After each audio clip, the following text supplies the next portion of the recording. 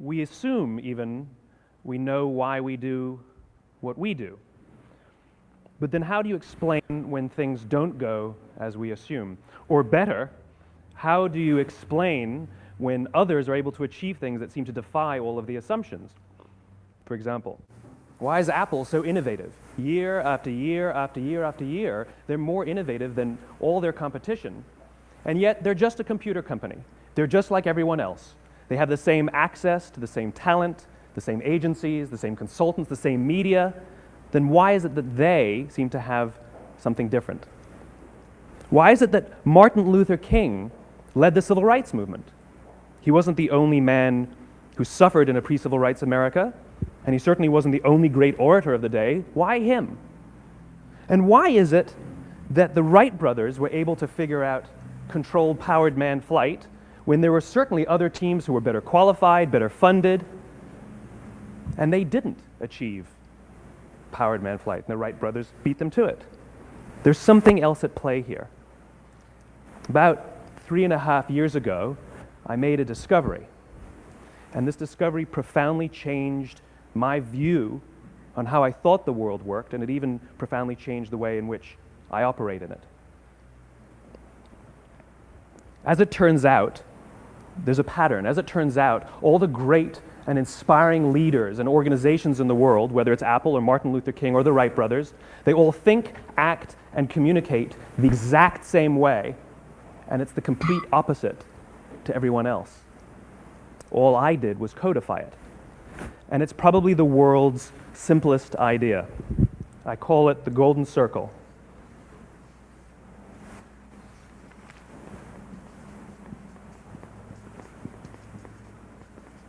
Why, how, what? This little idea explains why some organizations and some leaders are able to inspire where others aren't. Let me define the terms really quickly. Every single person, every single organization on the planet knows what they do, 100%. Some know how they do it, whether you call it your differentiating value proposition or your proprietary process or your USP. But very, very few people or organizations know why they do what they do. And by why, I don't mean to make a profit. That's a result. It's always a result. By why, I mean what's your purpose? What's your cause? What's your belief? Why does your organization exist? Well, as a result, the way we think, the way we act, the way we communicate is from the outside in. It's obvious. We go from the clearest thing to the fuzziest thing. But the inspired leaders and the inspired organizations, regardless of their size, regardless of their industry, all think, act, and communicate from the inside out. Let me give you an example. I use Apple because they're easy to understand and everybody gets it. If Apple were like everyone else, a marketing message from them might sound like this. We make great computers. They're beautifully designed, simple to use, and user-friendly. Want to buy one? Meh. And that's how most of us communicate. That's how most marketing is done, that's how most sales is done, and that's how most of us communicate interpersonally. We say what we do, we say how we're different or how we better, and we expect some sort of behavior, a purchase, a vote, something like that. Here's our new law firm. We have the best lawyers with the biggest clients. We have, we always perform for our clients, do business with us. Here's our new car. It gets great gas mileage. It has, leather seats. Buy our car. But it's uninspiring. Here's how Apple actually communicates. Everything we do, we believe in challenging the status quo. We believe in thinking differently.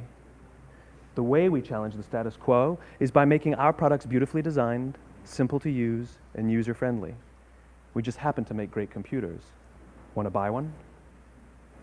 Totally different, right? You ready to buy a computer from me?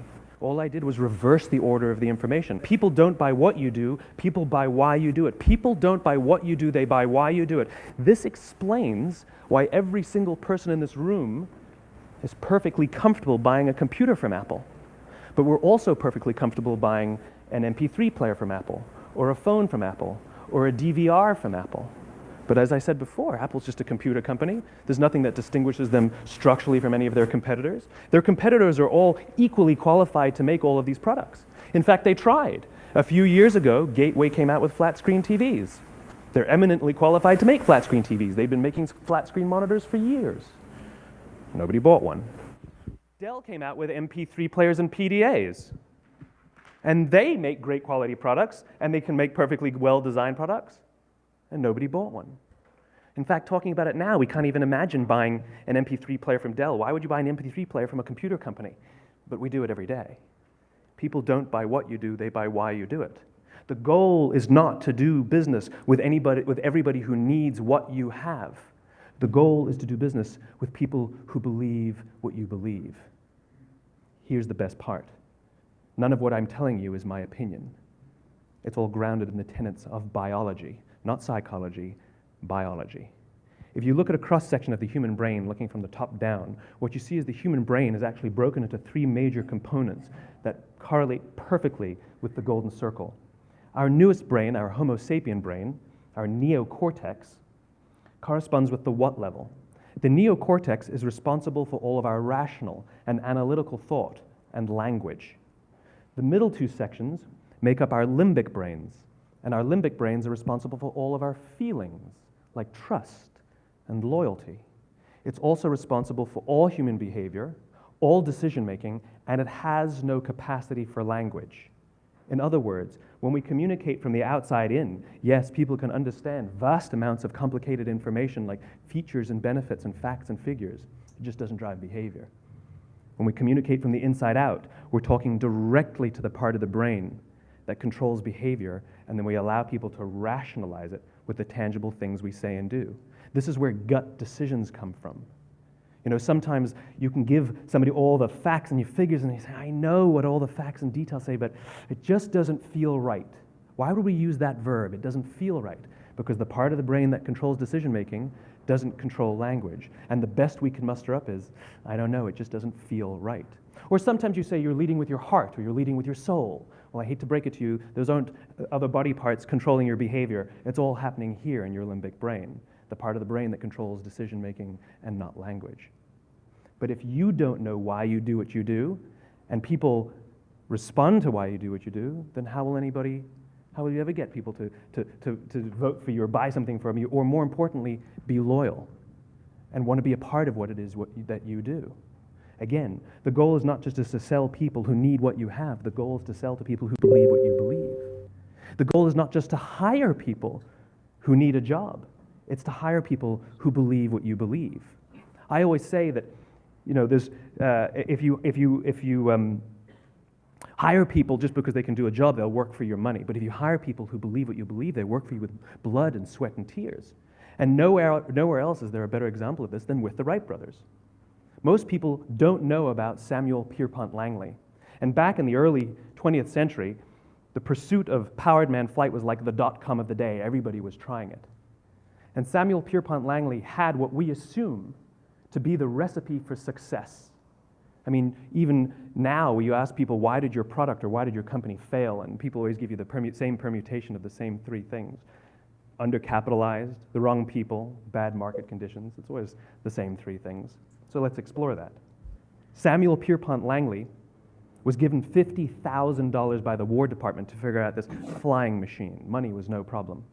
He held a seat at Harvard and worked at the Smithsonian and was extremely well connected. He knew all the big minds of the day. He hired the best minds money could find, and the market conditions were fantastic. The New York Times followed him around everywhere, and everyone was rooting for Langley. And how come we've never heard of Samuel Pierpont Langley? A few hundred miles away in Dayton, Ohio, Orville and Wilbur Wright. They had none of what we consider to be the recipe for success. They had no money. They paid for their dream with the proceeds from their bicycle shop. Not a single person on the Wright brothers' team had a college education, not even Orville or Wilbur. And the New York Times followed them around nowhere. The difference was Orville and Wilbur were driven by a cause, by a purpose, by a belief. They believed that if they could figure out this flying machine, it'll change the course of the world. Samuel Pierpont Langley was different. He wanted to be rich and he wanted to be famous. He was in pursuit of the result. He was in pursuit of the riches. And lo and behold, look what happened. The people who believed in the Wright brothers' dream worked with them with blood and sweat and tears. The others just worked for the paycheck. And they tell stories of how every time the Wright brothers went out, they would have to take 5 sets of parts because that's how many times they would crash before they came in for supper. And eventually, on December 17th, 1903, the Wright brothers took flight. And no one was there to even experience it. We found out about it a few days later. And further proof that Langley was motivated by the wrong thing, the day the Wright brothers took flight, he quit. He could have said, "That's an amazing discovery, guys, and I will improve upon your technology." But he didn't. He wasn't first. He didn't get rich. He didn't get famous. So he quit. People don't buy what you do, they buy why you do it. And if you talk about what you believe, you will attract those who believe what you believe. Well, why is it important to attract those who believe what you believe? Something called the law of diffusion of innovation. And if you don't know the law, you definitely know the terminology. The first 2.5% of our population are our innovators. The next 13.5% of our population are our early adopters. The next 34% are your early majority, your late majority, and your laggards. The only reason these people buy touch-tone phones is because you can't buy rotary phones anymore. We all sit at various places at various times on the scale, but what the law of diffusion of innovation tells us is that if you want mass market success or mass market acceptance of an idea, you cannot have it until you achieve this tipping point between 15 and 18% market penetration, and then the system tips. And I love asking businesses, what's your conversion on new business? And they love to tell you, oh, it's about 10%, proudly. Well, you can trip over 10% of the customers. We all have about 10% who just get it. That's how we describe them, right? That's like that gut feeling, oh, they just get it. The problem is, how do you find the ones that just get it before you're doing business with them versus the ones who don't get it? So it's this here, this little gap, that you have to close, as Geoffrey Moore calls it, crossing the chasm. Because you see, the early majority will not try something until someone else has tried it first. And these guys, the innovators and the early adopters, they're comfortable making those gut decisions. They're more comfortable making those intuitive decisions that are driven by what they believe about the world and not just what product is available.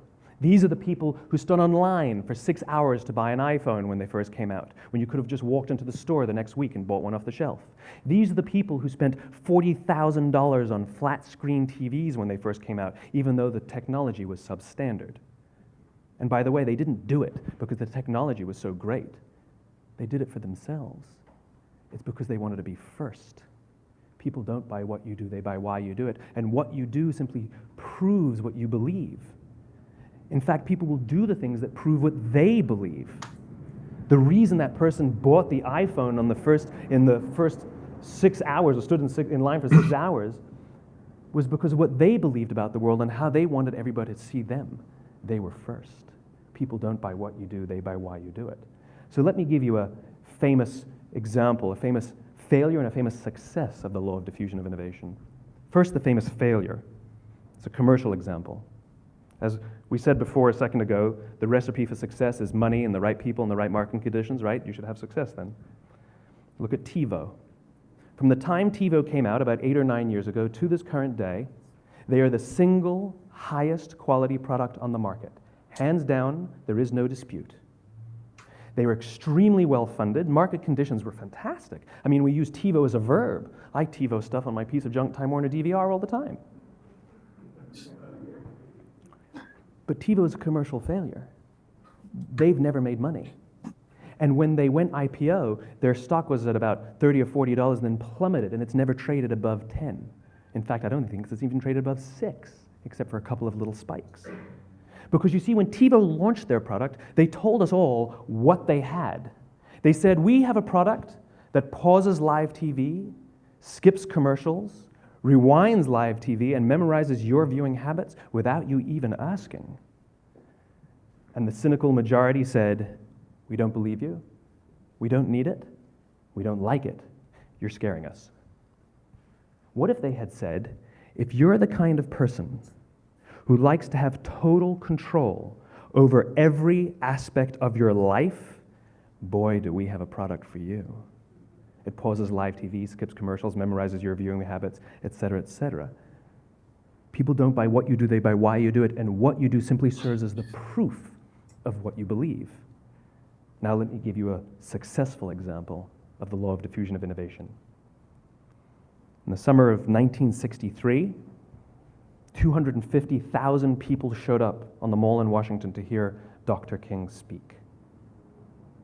They sent out no invitations, and there was no website to check the date. How do you do that? Well, Dr. King wasn't the only man in America who was a great orator. He wasn't the only man in America who suffered in a pre-civil rights America. In fact, some of his ideas were bad, but he had a gift. He didn't go around telling people what needed to change in America. He went around and told people what he believed. I believe, I believe, I believe, he told people. And people who believed what he believed took his cause and they made it their own, and they told people. And some of those people created structures to get the word out to even more people. And lo and behold, 250,000 people showed up on the right day, on the right time to hear him speak. How many of them showed up for him? 0. They showed up for themselves. It's what they believed about America that got them to travel on a bus for 8 hours to stand in the sun in Washington in the middle of August. It's what they believed, and it wasn't about black versus white. 25% of the audience was white. Dr. King believed that there are 2 types of laws in this world, those that are made by a higher authority and those that are made by man. And not until all the laws that are made by man are consistent with the laws that are made by the higher authority will we live in a just world. It just so happens that the civil rights movement was the perfect thing to help him bring his cause to life. We followed not for him, but for ourselves. And by the way, he gave the I have a dream speech, not the I have a plan speech.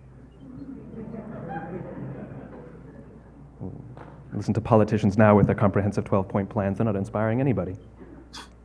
Because there are leaders and there are those who lead.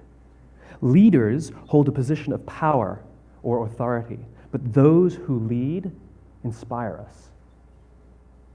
Whether they're individuals or organizations, we follow those who lead not because we have to, but because we want to. We follow those who lead not for them, but for ourselves. And it's those who start with why that have the ability to inspire those around them or find others who inspire them. Thank you very much.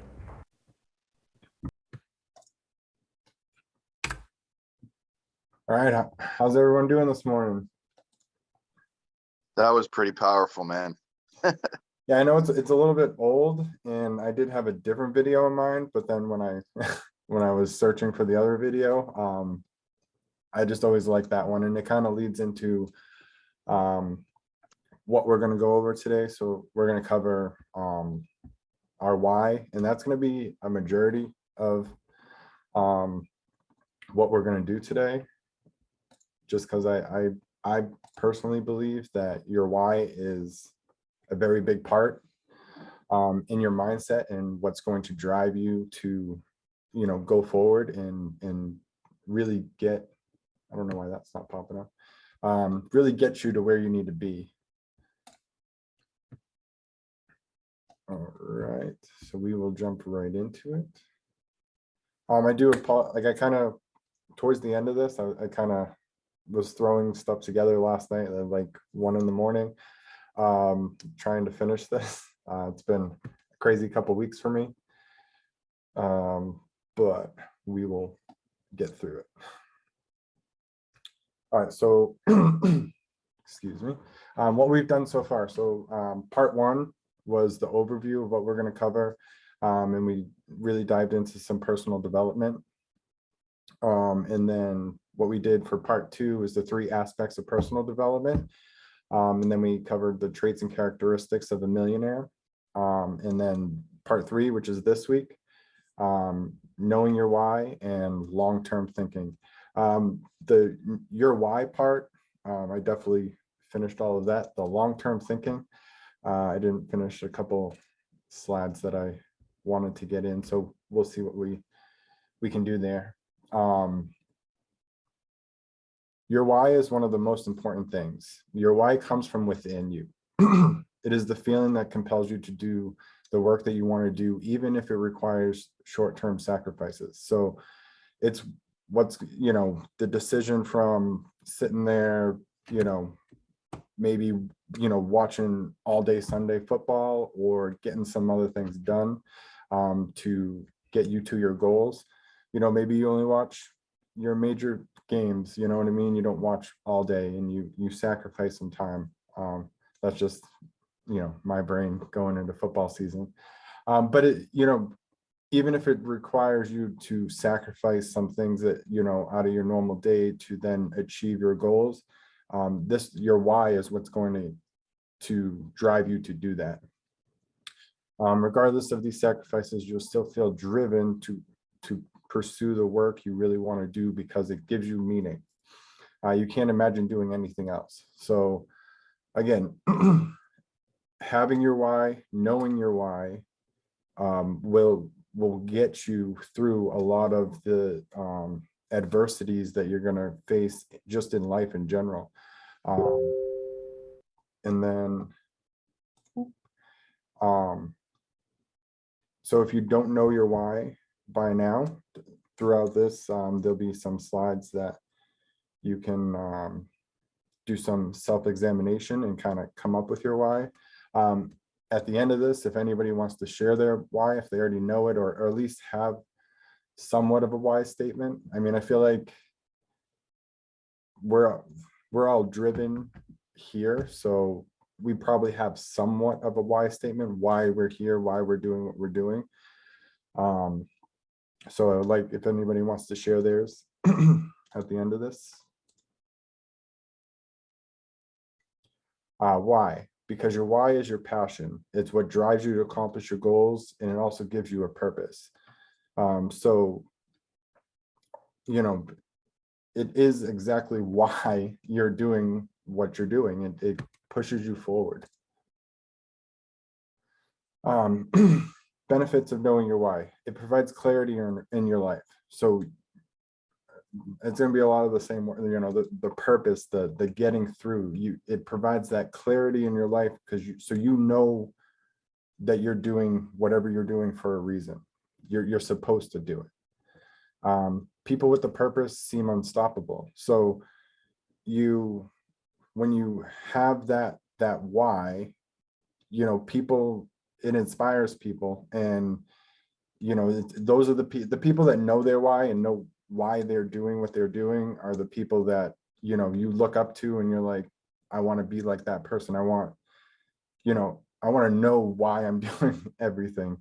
It infuses passion into your goals. And like I said before, when you have passion within your goals and you have a reason why, it drives you to accomplish those goals even more, even if it takes some sacrifice. It keeps you focused on your goals. It helps you develop resilience. So I really like the resilience part of it because I don't know why all the DX logos aren't showing up here. The resilience part of it, it keeps you going. So it's kind of like what we talked about 2 weeks ago. It keeps you going through those struggles because whatever your why statement is, your why statement should, when you wake up every morning, like it should be the first thing on your mind. I'm getting up every day because of this. I'm doing whatever I need to do throughout the day. I'm taking a short lunch. I'm whatever it is. Your why statement should be that reason why. Your why statement should drive emotions within you that are gonna push you forward, and it develops that resilience through the adversity that we're all going to run into in life. I mean, it's just life. So your why statement will develop that resilience to push you forward through a lot of those walls that will come up. It allows you to live your life with integrity.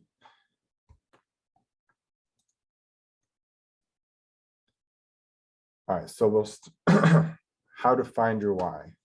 So we will, so I got my notes on my sides.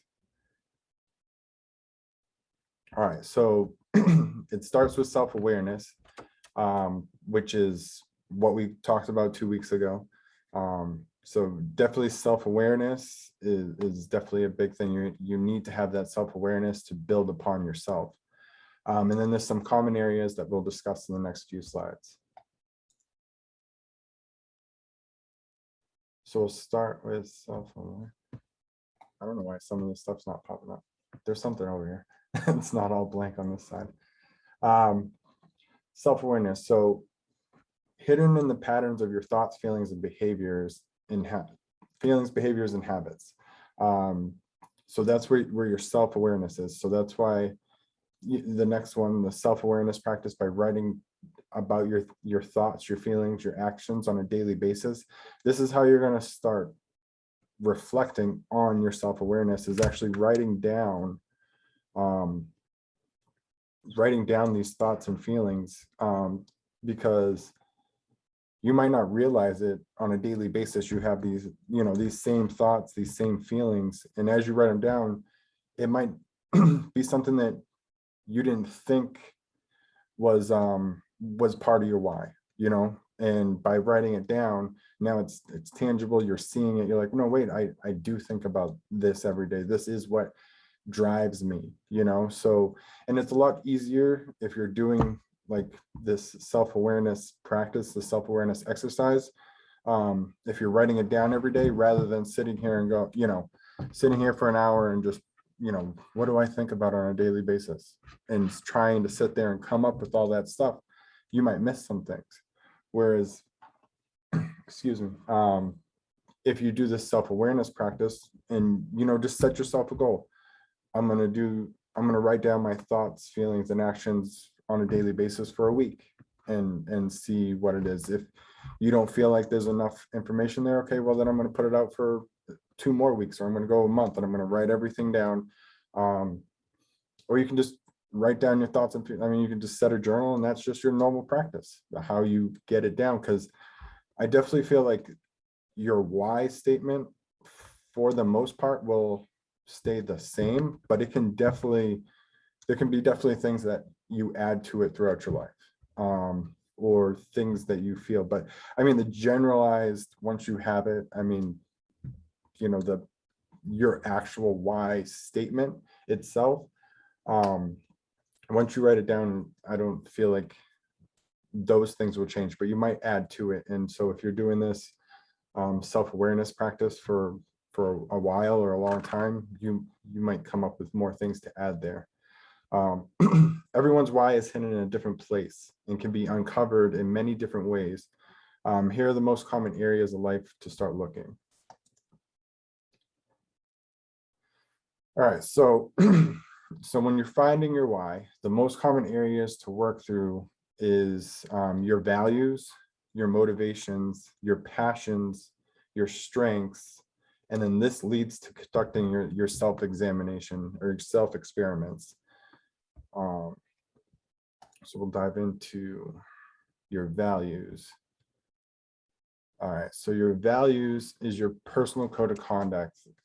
They're your core beliefs that guide your actions, behaviors, and your interactions with the world.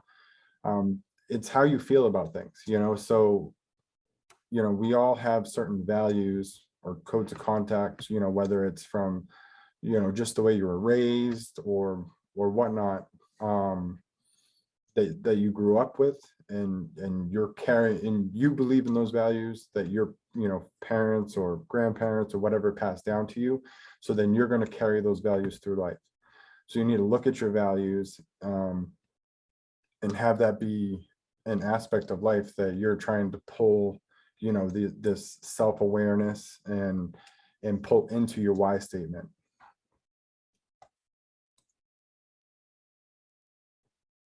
Your motivations. So your motivations are actions you feel compelled to take to express your why.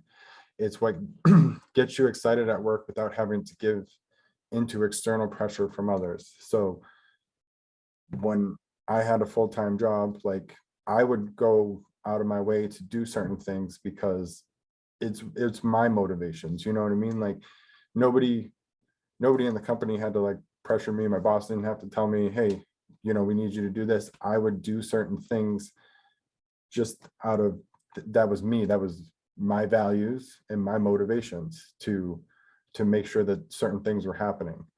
The actions you enjoy immensely and make you feel satisfied. So that's also like, you know, being motivated to, you know, if you're working out or whatnot, like those are motivations because you enjoy it and it makes you feel satisfied. So again, these are things that you can write down on a daily basis when you're doing your self-awareness to find out what your motivations are, because that could have an impact on what you're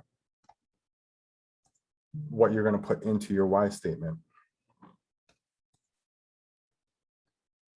And then your passions. So your passions are your interests that consistently leave you wanting more. You want to spend more time experiencing them than you are currently able to do. You can't stop thinking about them. You might even be considered somewhat of an expert by your friends and family. So I look at this like my passions are video games. Now, video games are not in my why statement. But I had to, when I was sitting there coming up with my why statement and going through my passions and everything else, like you kind of have to weigh out what you think is going to be there. So my other passion is helping people. So helping people ended up being in my why statement, but video games did not. Video, like I want to, like eventually I want to own an esports team. That's a goal in my life, but that doesn't have to be in my why statement. Your why statement is in your goals. It's why you're going to achieve those goals. So when you're going through your passions or your motivations or, you know, your values, your values more so are going to probably reflect into your why statement. And then your motivations are going to kind of be what drives you to get all those things. And then your passions are, what's the word? Or they're also going to drive you to get, you know, to get to where you need to get to.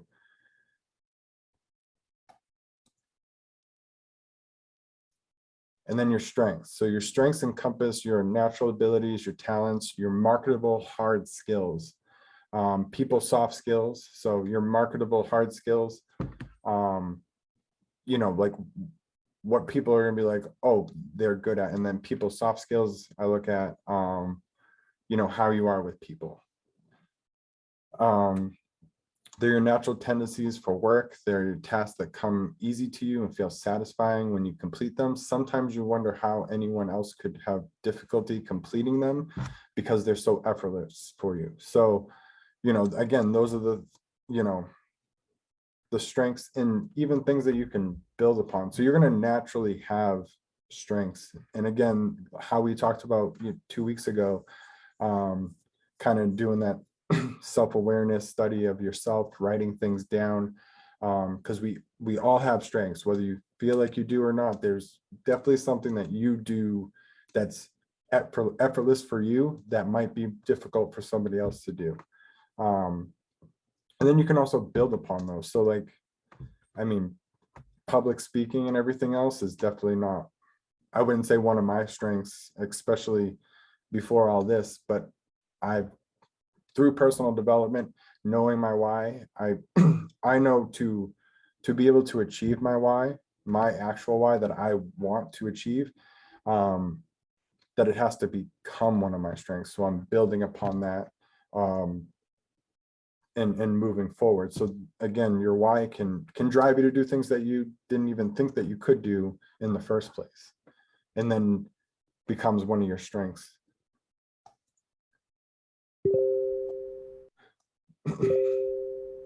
Sorry about those. All right, so if you guys want to take a screenshot, this would be conducting your self-experiment, or write it down. It's probably going to take a little bit to get through this slide. Sorry. It enables you to challenge your assumptions and gain new perspectives about life and your patterns. So you want to track your thoughts, as part of starting a daily writing habit to become more self-aware, consider only tracking your most recurring thoughts. So again, those were what I was saying before, writing down your thoughts that you think about every day. The same, oh, I just thought about that 2 days ago. Let me write it down again. Because that's the things that you think about more often are what's your real motivations, what's your real passions, what's your real values. So those are what are gonna really, you're gonna be able to pick apart, your thoughts and be able to come up with this. Often we have trouble keeping the stuff we care about most off of our minds. It might even be surprising how frequent you're thinking about something. It could be your why and you didn't even know it. So again, like I was saying, like you might not realize how often you think about a certain thing. So sorry, my uncle's in the hospital, so I'm just trying to keep up with what's happening. Analyzing the thread of your career. So I thought this was really good. Looking back over the course of your career and look for common threads, like the reason you were drawn to the jobs that you held. So, go through everything and why did you do the jobs that you did? Was it just because that's what was available, or did you strive to have a certain job because that you felt a certain way about it? Was it part of your course, in your career? Like I went to a voc tech, so for high school, and after voc tech you were supposed to go into the union. So I mean, I ended up going into the military instead, but like that was just the progression. I was going to go voc tech, graduate, go right into the union. So was that why you held a job? Because that was just the right progression for you at the time. So find those reasons. Your most rewarding work accomplishments. So go through, your whole work career and write down kind of like, your resume. You got all these accomplishments that you've completed. If you're young, you haven't completed probably a lot of accomplishments yet, but write all the accomplishments that you do have, little or big. It doesn't, like, write down everything. Compliments colleagues gave you about your work. So anything, because these are things that you might not think of. Again, going back to previous slide, things that are effortless for you, that drive you, that you just get done, you might not think to be praised for it because you're just doing it because it's just natural, it's just in you, it's your values, it's it's what you do. But other people, again, it might not be effortless for them to accomplish, or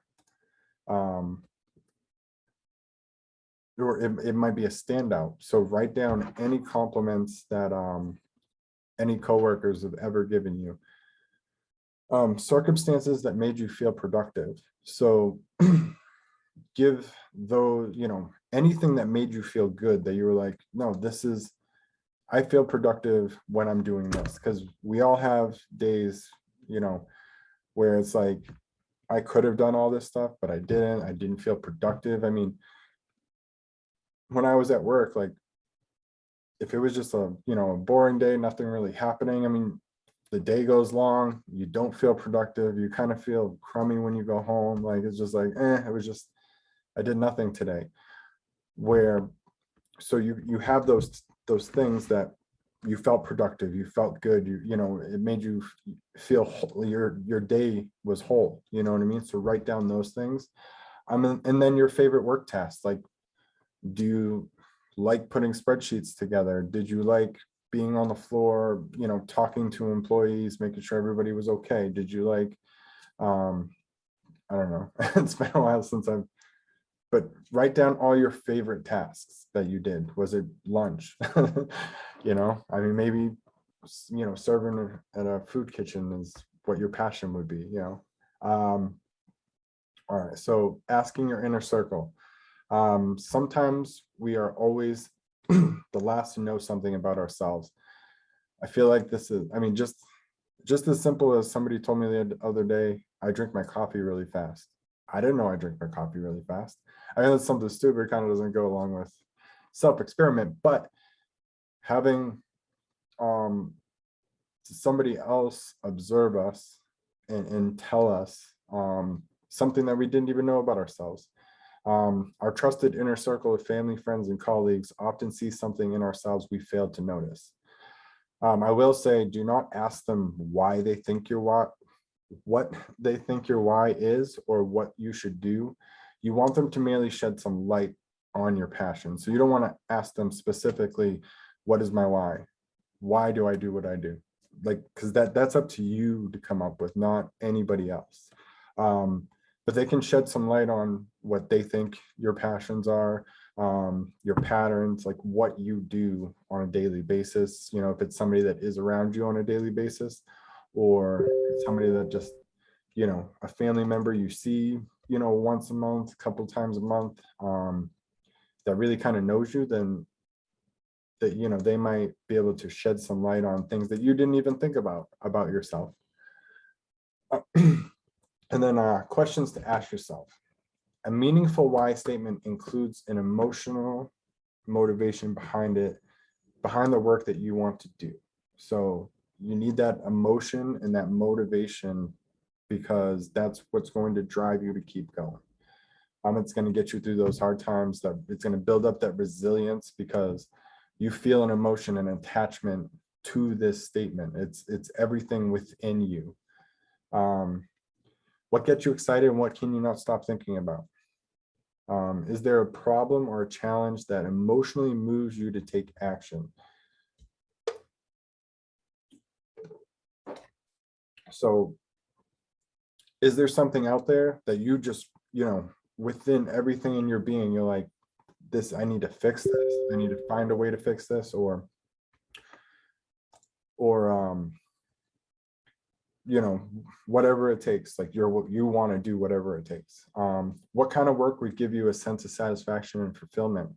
What's going to fill your heart? Like, no matter what it is, no matter what you have to go through, no matter what you have to sacrifice, what kind of work would give you that satisfaction and that fulfillment?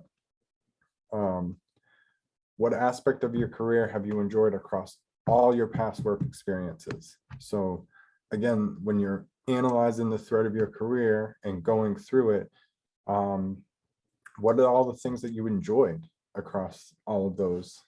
And what kind of work feels effortless to you but drives your curiosity to learn more? So this again goes back to what we were doing before, you know, with always be learning. So what's something that is effortless, so you're not straining yourself to learn more, just because you just have so much fulfillment from it. You want to learn more.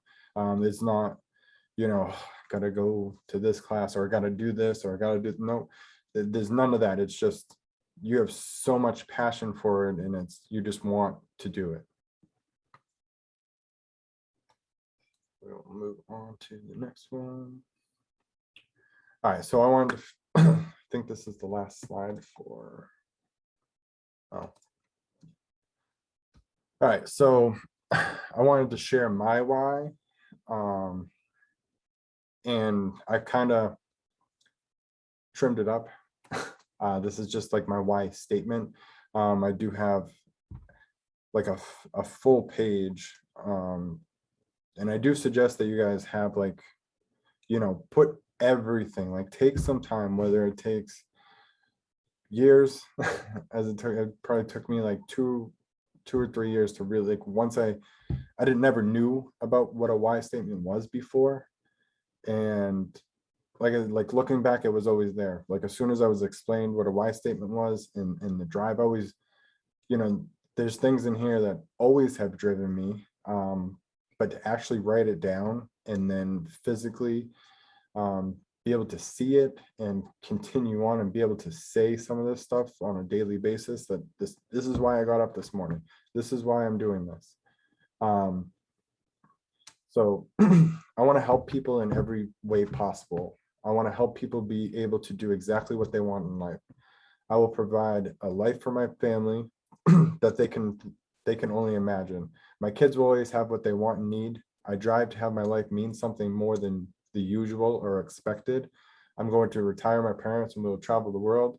I will have the ability to be limitlessly generous. So, like, that's what gets me up every day. That's what drives me. And like I said, this is just a snippet, like a condensed version of what my why is. But I do definitely suggest going in and, really, fill out a page, fill out 5 pages, whatever drives you every day.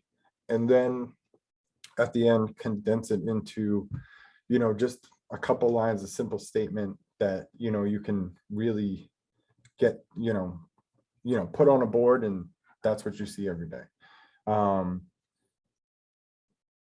But yeah, that's my why. So does anybody at this point have a why that they want to share? Brian? Yeah, sure. So let me put my camera on. So yeah, I mean, I'm sure, Joey, I'm sure you know what I'm gonna say already. I kind of have 2 of them. You can have as many as you want. Yeah, my first why is obviously my family, man. That's what keeps me going all these years on doing my own businesses. Is being able to. My mom still works, so being able to have my mom retire. My dad. Most of my dad. Is he's healthy, but he has the beginning stages of dementia. And my mom still work. Luckily, she's working from home. Has to monitor him all day long because along with him having dementia, he's diabetic, so he has to watch his food intake and has to kind of be scheduled on food and take shots. And so my mom has to, in between work, and she has to keep an eye on that. My sister also has some health issues as well, so she's kind of fighting for disability right now with the courts, with the state. So she can't really work, but she's over there trying to help my mom as well. So, just being able to take care of them completely is my main why. My second why is you guys. You guys are my second why. Helping people across the world. That's something that me and Caesar are super passionate about. Is trying to impact lives, and with everything going on over the past, what happened in 2020 with the pandemic and all that stuff. And how the world has changed, in so many industries, the car industry. Cars are expensive, or they're not even available because of, there's not enough people to make the microchips. There's a shortage on the microchips. Import export from other countries has gotten crazy because of the pandemic. So many things have been affected by this pandemic. The way we live our lives, not only personally, but through our jobs and our work life, our business life has changed tremendously. So that has made me and Caesar just want to accomplish this why so much more, because it's going to help people transition from, in my eyes, what used to be the traditional way of going about our business lives, going to work every day, driving, commuting. Things are changing now where people are working from home. Companies are not worrying about having locations. They're closing down real estate, physical locations, so people can work from home. And a lot of businesses, a lot of companies are just closing and moving to online sales. All these malls are closing across the nation, and everything's going to online. So, they say that there's a not really a poll, but there's talks about, by 2030, somewhere around 2030, 2032, that there's going to be a loss of 45 million jobs. And why is that? It's because of AI. It's because of automation. Everything is starting to become automated. We can automate pretty much anything now. So automation is something that is in AI, it's something that's going to take over jobs. So what me and Caesar, what we do is we teach people how to create their own incomes. And that's, you know, and that has made us our why even stronger, because so many people are going to be affected around the globe over the next decade. So we're trying to hit the pavement really hard now to get people to learn how to create their own money and not have to rely on others, another product. We want to teach them how to rely solely on themselves to make money. And that's kind of my two whys. My family, and making sure my family is 100% taken care of. My parents did the same for me when I was growing up, so I want to do it for them. And then, you know, of course, my second why is making sure that you guys are able to create income streams on your own without having to rely on anything. So yeah, that's my whys.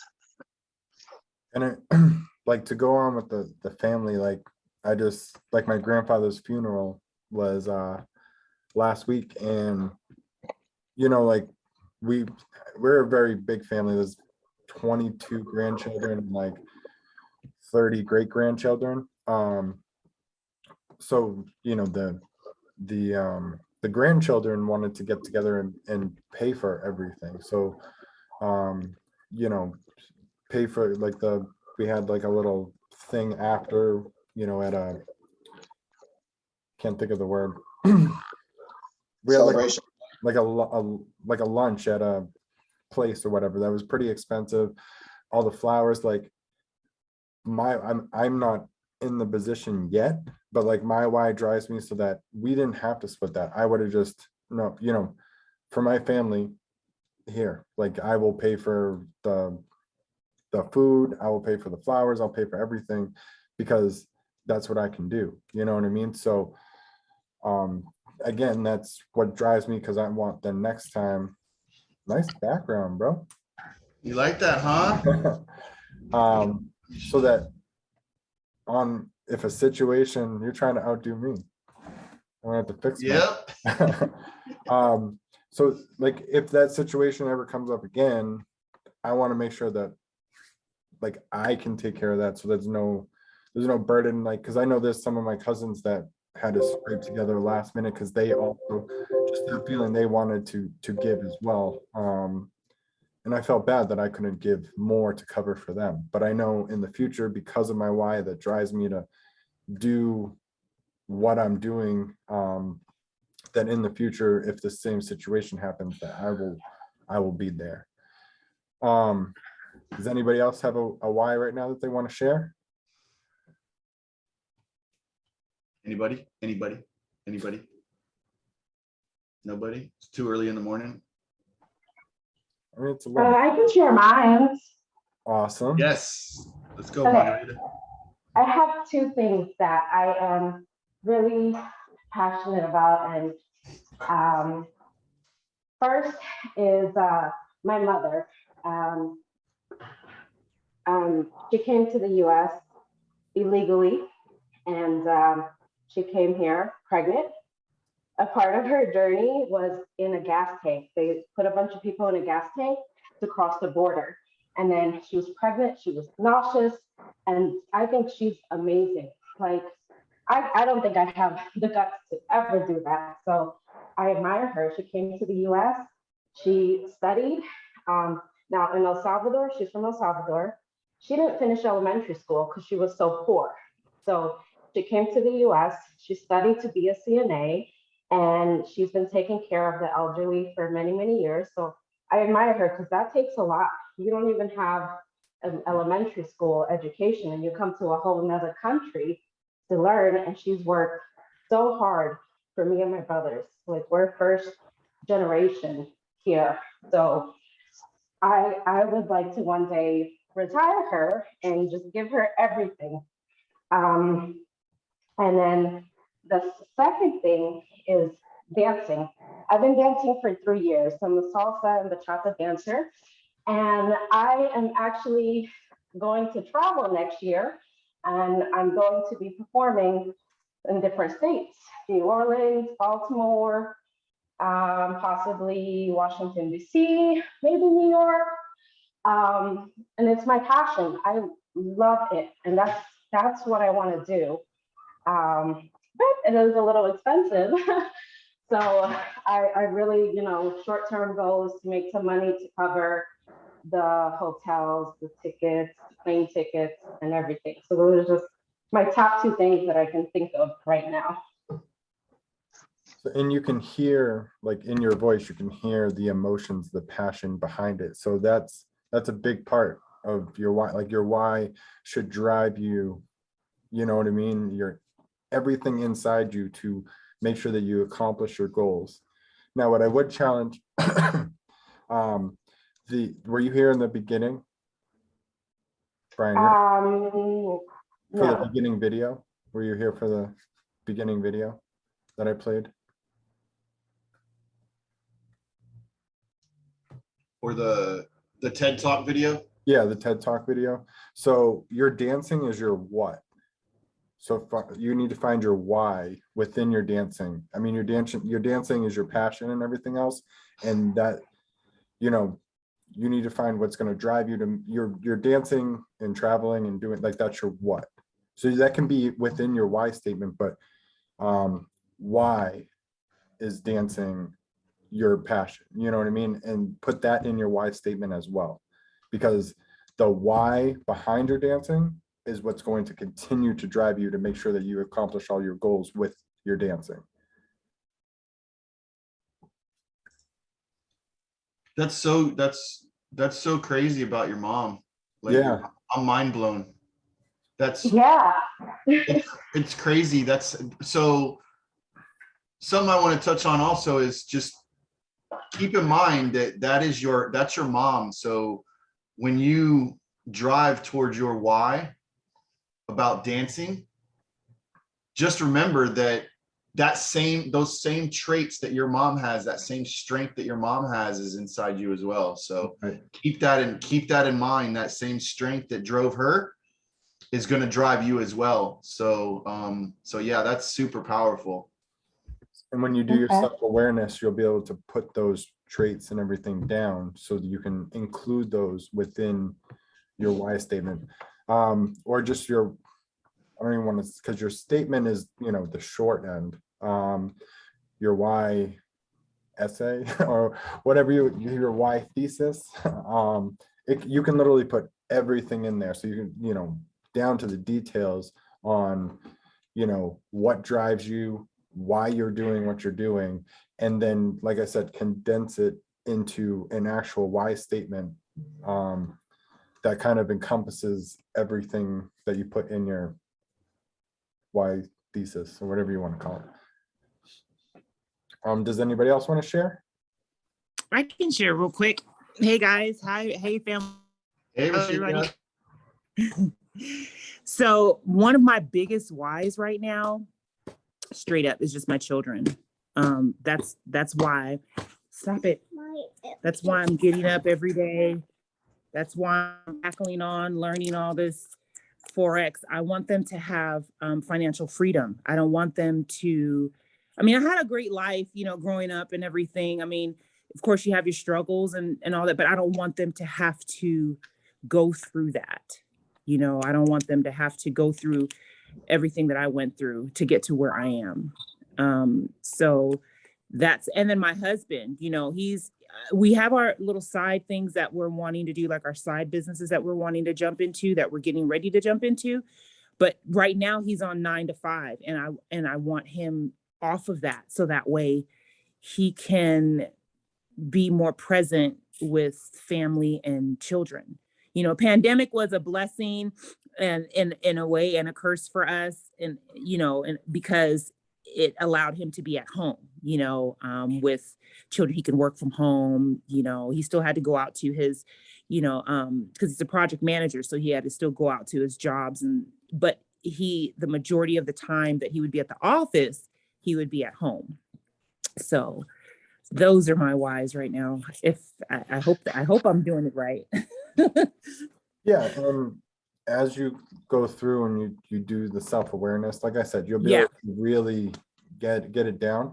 But it's awesome because your why, in a way, is so that your husband also can create his why and successfully hit his goals on his Yes. whys. So, you know what I mean? And when you have a partner, especially if you're building off of each other, your whys definitely can intermingle, and you can it actually helps you build those whys even stronger.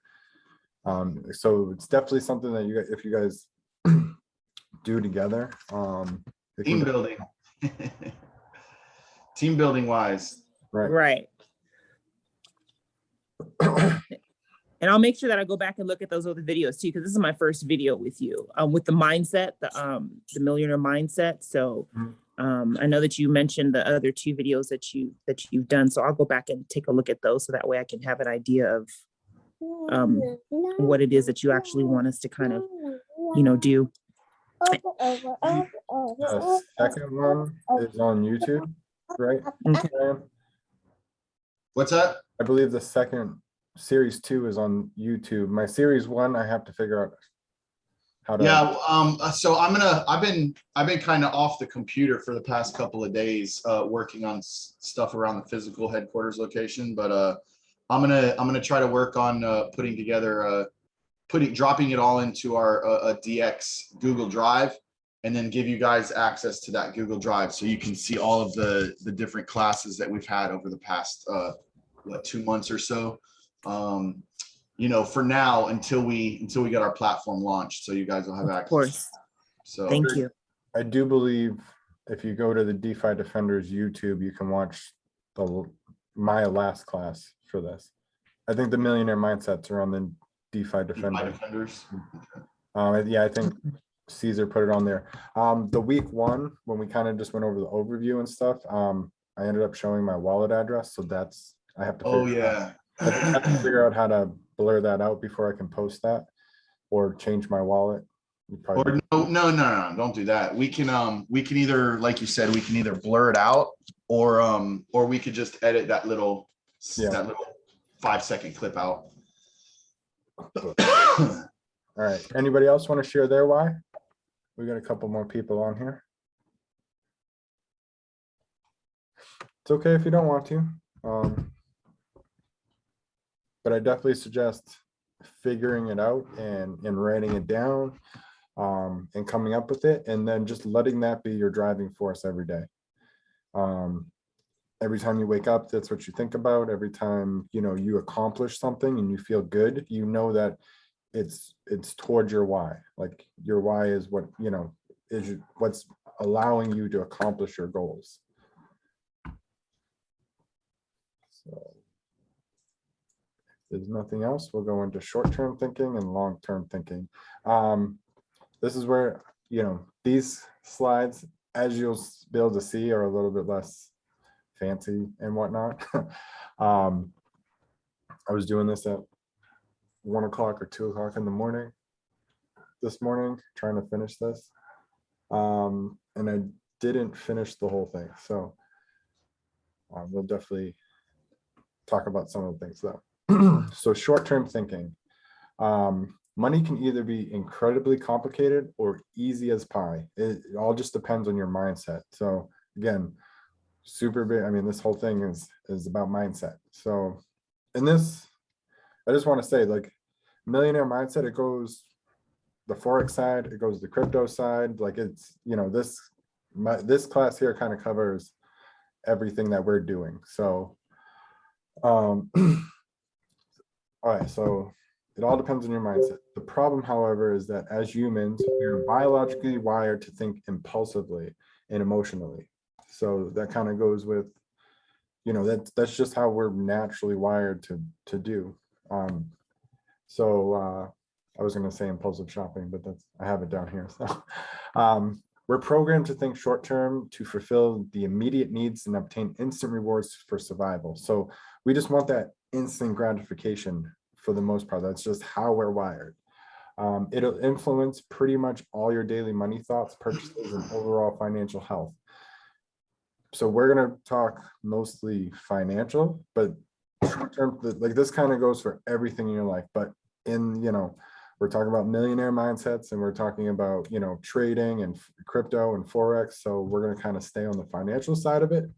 But it goes for everything. Impulsive shopping purchases, short-term trading, quickly giving you a new side hustle idea because you don't seem to make any money. So that like, or giving up, quickly giving up. So something doesn't, work right away. I mean, I even know just in Forex, like we always say, it's easy to learn, hard to master. That I've been through a plethora of people that have tried Forex with me. And because it wasn't that instant, they just wanted to go make $1,000 tomorrow and they just started a week ago. That's not going to happen. Like you need to learn the skill set. You need to really get it down. It's easy to first understand and get through the beginning stages, but then to really, you got to give it time. You got to give chart time. What is it? 10,000 hours chart time, Brian? Yeah, I mean, that's what I know. That's what Caesar did when he was, getting back into perfecting the craft when we took some years off. Yeah, 10,000 hours is what he shot for putting in. It's a lot of hours, guys. It is a lot, but that's not to say that during that 10,000 hours you're not going to make money. You are, but Yeah. it's not going to. You're not going to be a millionaire overnight. You're not going to make $1,000 tomorrow. Like, can it happen? 100%. You can catch something. I'm not saying it's not going to happen, but chances are for most people it's not. You can't. But if you give up, you're never going to get there, and that's what a lot of people short-term thinking, they give up. And this all reflects off of short-term thinking. All right. So has anybody heard the Marshmallow Experiment? I haven't either, or maybe I have.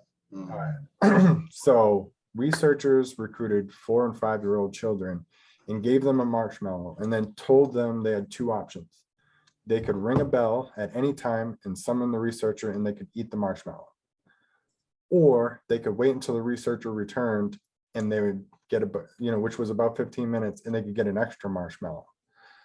So the short-term thinkers, they were like, the marshmallow represents, let's just say money in aspects. So most people, that's the immediate reward. They want it right then and there. Most 4 and 5-year-olds are going to ring that bell and they're going to take it right away. And that's what most people do. They don't want to, they want that gratification now. They don't want to wait. So they're willing to take the 1 marshmallow instead of waiting and getting 2. And so that's short-term thinking versus long-term thinking with marshmallows. So if you see this girl, she waited, she has a lot of marshmallows. This kid's already eaten his. He's not getting no more.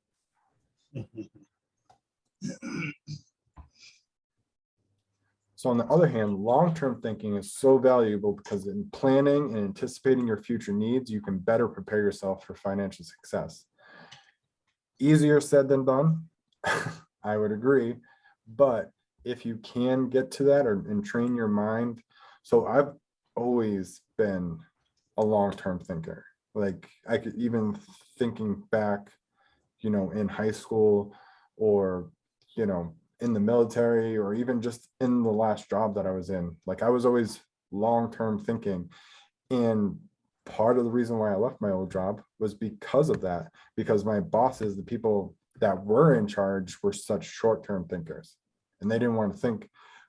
Literally in my situation, I was a project leader and so I led a whole team and we had a whole room and we were moving this room around and buying a bunch of new equipment. And I was thinking long-term, 5 years in the future, what would be the best flow in the room and everything else. They were my bosses who were in charge, were only thinking about right now. So there was lots of arguments and everything else because I am very much passionate about what I do and how I feel about things. So, yeah, and they were the bosses. I mean, they were, top dogs in the company, yet we're such short-term thinkers. And I can tell you right now, I've not been there for 2 years. They still do not have the room up and running. And my mom and her boyfriend still work there, and I still have friends there. So I know the room's not up and running yet, and they are way far behind because they're not thinking long term. They're thinking such short term. So our culture tends to encourage short term thinkers rather than long term thinking and delay gratification. So in my situation, they were just thinking we can spend less money. We're going to put everything everywhere, you know, and we'll just make the money now because we'll be able to push product out. Well, first off, that didn't work, like, because you still are not pushing product out. And if you were thinking long term, it would have taken longer to set up the room and make sure that we did our due diligence and put everything in the right spots. It would have taken longer to do that, not as long as it is right now. It would take initially longer to do that, but what you would have had is a better workflow. You would have been able to push out more product. It definitely would have been set up by now, and you would be making money, but they didn't want to do that. From retail therapy to fast food delivery. So, I mean, we're encouraged to just want stuff right now, and not delay that gratification. It requires a lot of effort to think more slowly, rationally, and long-term about topics such as money, because it doesn't come naturally to us as humans. Like, our brains are not set up to do that. So, you know, and you have to train yourself to do that, especially anything with finances. You definitely, I mean, we're very rarely taught anything about finances realistically in school or anything else. So you really have to go out there, learn on your own, and build this long-term thinking. It's not usually built just within. And then some people they want that gratification of knowing long-term thinking right away. And so it kind of, it slows them down. And they don't want to be slowed down. So long-term thinking. When we think about money and finances, planning and anticipating your future needs is psychologically different and mentally draining. So just having to think about these things, I mean, it is mentally draining. Like, we're just, after a long day of like going through your bills and putting it on, whether you put it on a calendar or whatnot, like that can be mentally draining when you're going through all your finances. But it is definitely worth it, because once you finish that, now you have a game plan. Now you have a plan to get through, you know what I mean? You know when money's coming in, you know when money's going out, you know when this is getting paid, you know when that's getting paid. And so you have a plan. So now there's no real chance of like, oh, I spend extra money here, so like don't have money for this or that, because you have the plan already in place. You know, okay, I only have X amount of extra dollars over here or whatnot. So it's mentally draining, but worth it. Long-term thinking means that you're consistently envisioning and working towards your future goals. So, I mean, it could be, your goals for the end of the month. I mean, long-term thinking doesn't have to literally be, 5 years in the future. Now, it's good to have that. It's kind of like when you're going down the time frames on the chart. It's kind of how I look at it. Like, have your goals for the 5 minute, have your goals for the 15 minute, have your goals for the 1 hour, have your goals for the daily. Like, so your daily is your 5 to 10 years from now. You know what I mean? So you know what you're looking for, you know where you're headed. Kind of doing a top-down analysis on all of this stuff. And so you can hit your goals on the 15, which could be your week, your weekly goals, which is good. So it's still long-term. You're not thinking about what am I going to do in an hour from now? Impulsive shopping, like, can you wait a week and still buy that? Like, are you still going to be interested in it? I think we talk about this in the next slide. Yeah, impulsive shopping. But yeah, so it's, can you wait, or or do you need it right now? So, so we'll talk about saving money and long-term thinking. We kind of lead right into it with what we were just saying. So, long-term thinking and saving money. Sorry about my teller.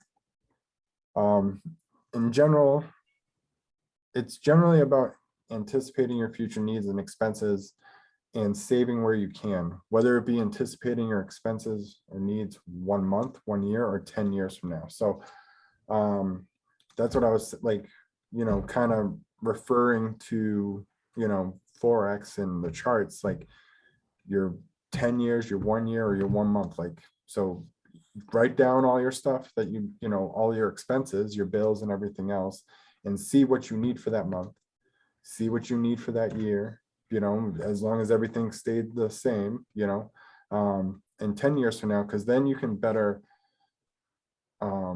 set yourself up for your future, for, further down the road when we're buying a house, and or whatever it is, even retiring. Like, we need to make sure we're set up for retirement. So you need to think about these things now, and a lot of people don't. They just assume that when it comes to retirement, they're going to be all set, or they're going to work till they're 85 years old. It's I know my dad right now, like, is probably not set up for retirement. I'm going to assume, not that he still has some years, but I don't believe that, knowing his finances right now, that he's going to be, when that time comes, he's going to be ready. So again, my why is to make sure that I can retire my parents so that they don't have to work. But he didn't think long-term about saving money. You know what I mean? He was constantly dipping into his 401k as we were growing up for stupid stuff and whatnot. So now he's not going to be set up. So it's really important to have that goal, have that game plan, and then go with it. Impulsive shopping. So concepts such as the 30-day rule or variations, so 72-hour, 7-day rule. So I take that as like, can you wait 30 days? Can you wait 72 hours or 7 days and then purchase it? And will you still want to purchase it after that time? So it's not such an impulse. And if you really want it after 30 days and you have the means to do so, okay, you didn't just jump into it, because I definitely have some purchases around me that were pretty impulsive. Did I need them? No, but I wanted that gratification of having them. So it's really a reflection of thinking long-term and delaying gratification if you can wait. To practice thinking more rationally as opposed to impulsively. So by waiting even just the 72 hours, you can rationally decipher whether you really need that whatever you were buying or not. And then if we think a little bit further out, let's say a year from now, you tend to go on a vacation. In due time, contributing $100 a month towards a vacation fund will seem less daunting compared to coughing up $2,000 to $3,000 in one go when you finally plan to go on vacation. We all know the magic of compound interest, and thinking long-term here makes saving money easier and much more doable. So it's a lot easier to know that you're going on vacation, and you just putting away 100, 200, whatever you think you need for that, putting it away, and then knowing that you're building interest on it and that you're compounding by, putting it in there. It's a lot easier to do that rather than when the time comes, you're like, okay, I gotta, drop all this on plane tickets. I gotta do this, I gotta do that. We need money while we're there, all this other stuff. So it's a lot easier if you're just putting it away slowly, knowing that you're gonna do it. And then if we're thinking even further out, let's say 3 to 5 years, and we intend to buy a new home, long-term thinking helps you decide in a more objective way how much you can afford future living expenses, anticipated moving expenses, and etc. So if you, again, are putting money away for 3 to 5 years, knowing that that's what it's for, We can talk later about, I do a 3-bucket rule. You know, short term, middle bucket, and long term, which is what helps me get through. So and it keeps so that I don't have to touch, like the purpose is to not have to touch, you know, 401ks or anything retirement wise, so that's just there. That's your nugget for retirement. You don't have to worry about it. And you never have to touch it in an emergency. So if you plan that though, that's, you know, it definitely helps by thinking long term, knowing what you need to do to get there, and then moving forward to do whatever you need to do to accomplish those goals. And then there's so many other examples out there. I'm sure there's a lot of examples out there about the benefits of thinking long term in context of saving money. I just thought that it'd be a really great idea to provide some food for thought with bit-sized examples about long-term thinking and saving money.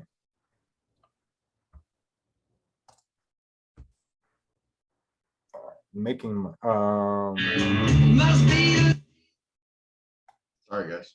So I think this is where I didn't really finish this one. So we'll read this and then got notes on investing money, but we might not talk about that. All right, so making money. So moving on to the idea of making money, whether it be in the form of passive income, side hustle income, or having a steady job. I feel like we all kind of fall into at least one of those categories, all of those categories. It's always helpful to think long term. If we think about different types of side hustles, the online business endeavors, whether it's starting a Medium blog or YouTube channel or selling artwork on print on demand sites, the beginning of your business or hustle is always the hardest. So just getting off the ground, I know from experience for me, like I wanted to start a business making t-shirts, and just getting off the ground, I mean, it's still, the printer is just sitting on the ground now. Kind of pushed it aside for right now, but knowing, like, just getting off the ground was the hardest part, and I didn't quite make it through all of that. So gonna have to go through that hard part again. So definitely know that from experience. But instead of thinking about the immediate payouts of $1,000+ a month with whatever your side hustle is, or your job, or your passive income, which, like we're saying with Forex, like instead of sitting there thinking about the immediate thousands of dollars you're going to make on Forex, if you start practicing long-term thinking, knowing that, all right, with Forex, if I really, put in the time to really learn this skill set, that in due time, I will see those numbers. It's going to take, some dedication to really understand the, the skill set and everything else. But once I'm there, I'm there. And chances are, once you're there for life. Wouldn't you say that, Brian? Like, once you do make it over that hump and you've put in that chart time and everything else, you can be there. You have a skill set for life at that point. Yep. So you'll start to see that bigger picture if you start practicing long-term thinking with making money. If you're passionate about what you do for your business and you see yourself doing this for a while, then continue to work at it, tinker with the idea, and make that business work for you. So, again, I can just refer it back to Forex, like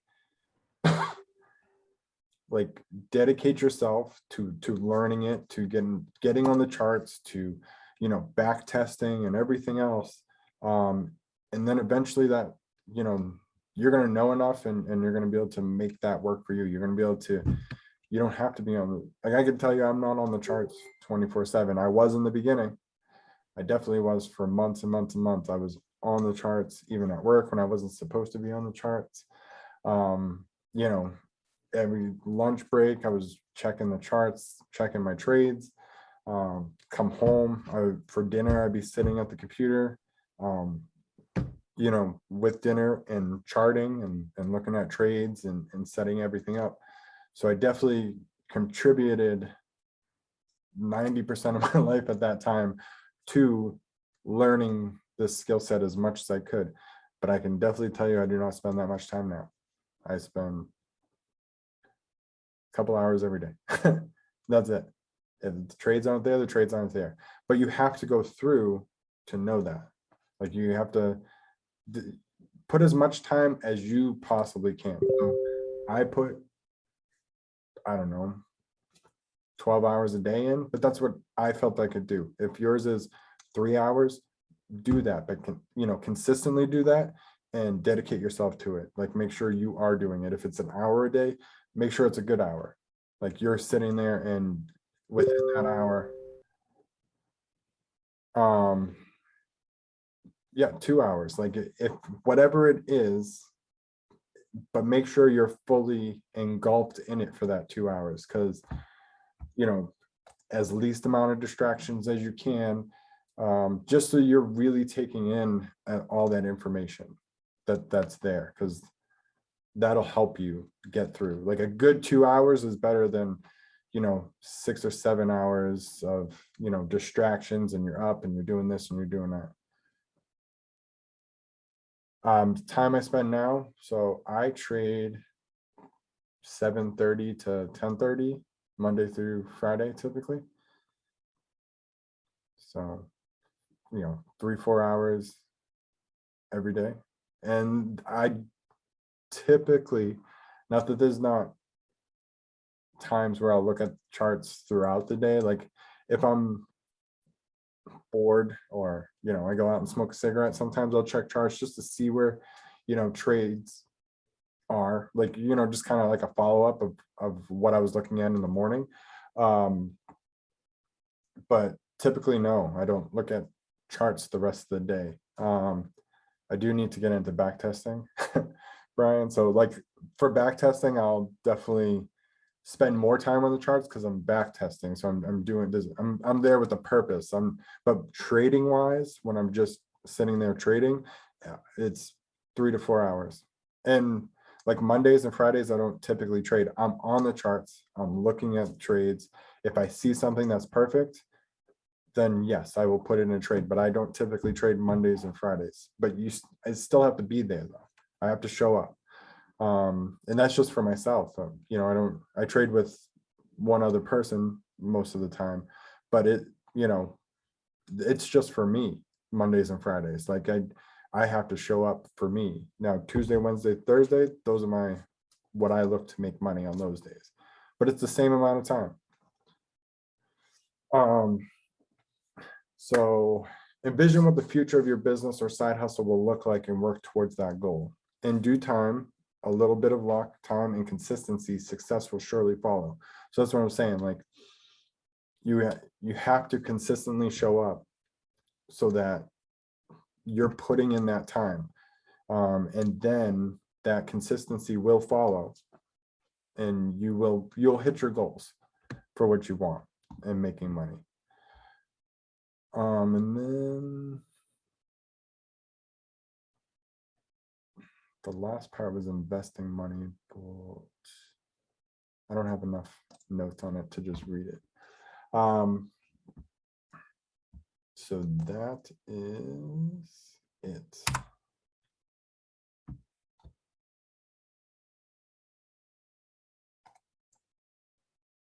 All right. Does anybody have any questions? Anybody want to share anything that was talked about? We can cover that. So Margarita, she put a question up in there. How do you become patient with yourself? I think that is my issue with myself at times. It comes with time. So Yes.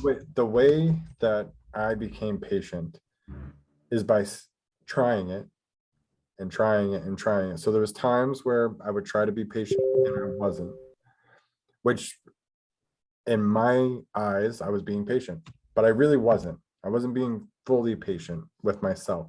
I'm going to refer to trading. Once I was fully patient with trading, again, trying, thinking I was being, once I just over that hump. Like I gave the patients just a little more, and then I saw success with it. Then it started changing my mindset. I'm like, okay, well, last time, I mean, I gave it just a little more patience than I usually would do, thinking I was doing good. And it would just, now it's working more, it's being more patient. And now when I'm trading and I'm kind of slide back to my old patience ways, that's when I get burnt, is when I slide back to it. So it definitely comes with practice. But as you see success, build upon that success. And that kind of goes with everything. Like as soon as you see success, build upon it and take that in, write it down. Like it kind of goes with, you know, the self-awareness and everything else. You know, when it said, when I said like write down when, which one was it? Write down when coworkers gave you compliments, write down when you're giving yourself compliments too. Like I was patient today. I, you know, da da da da da da. You know, I X'd my account by this much because I was patient, and write it down so that you're constantly reminding yourself. And when you write it down, it's tangible, it's there. It's different than just saying it in your head. Like you're right, I was patient today. And then build upon that. Does that answer your question? Patience, honestly, I go to yoga at least once a week. I should go a little bit more, but the meditation really helps with patience as well, because I had a hard time with patience as well, Margarita. And going to yoga has helped me fine tune meditation, and just meditating like 5 or 10 minutes a day really helps with that. Meditating and going to yoga has helped me out tremendously with my short temper. Not that I have a crazy short temper, but I do on the soccer field. Let's just say that on the soccer field, I have a very short temper. So it helped me with that. So like Brian said, like writing down your aspirations, which I was trying to find my notebook. I used to do that, which clearly I'm saying used to. I need to get back into it. It would be the first thing I would do every day. I would wake up and I'd pick 2 aspirations that I wanted to write down, and I would just fill a whole page, one line with one aspiration, the second line, and I would just keep repeating them, writing them down. It takes, that dedication of that. I like that. Takes that dedication of that, 5 to 10 minutes, depending on how fast you are as a writer, but you're dedicating yourself to doing it, and you're dedicating yourself to, like, you're making sure that you do it. So that's just building up that routine, and it's going to make everything, patience and everything else come to fruition faster, because you're building that routine. So you're going to have that patience with yourself, especially. And then I definitely suggest for starting out, if you're for trading, to help with patience, get a trading journal. You can even just write everything down, but the trading journal, this was one from a long time ago, but in here, I mean, you'll write down what pairs you're going to trade, what your goals are, be specific, your risk to reward. You're kind of building your trading plan within here, and then you're tracking day 1, day 2 of your trades, and your profits and losses, so you can see. And then even in there, you can write, I was more patient, or what, like you can write those notes down for those trades, and you can kind of see where you're going from there.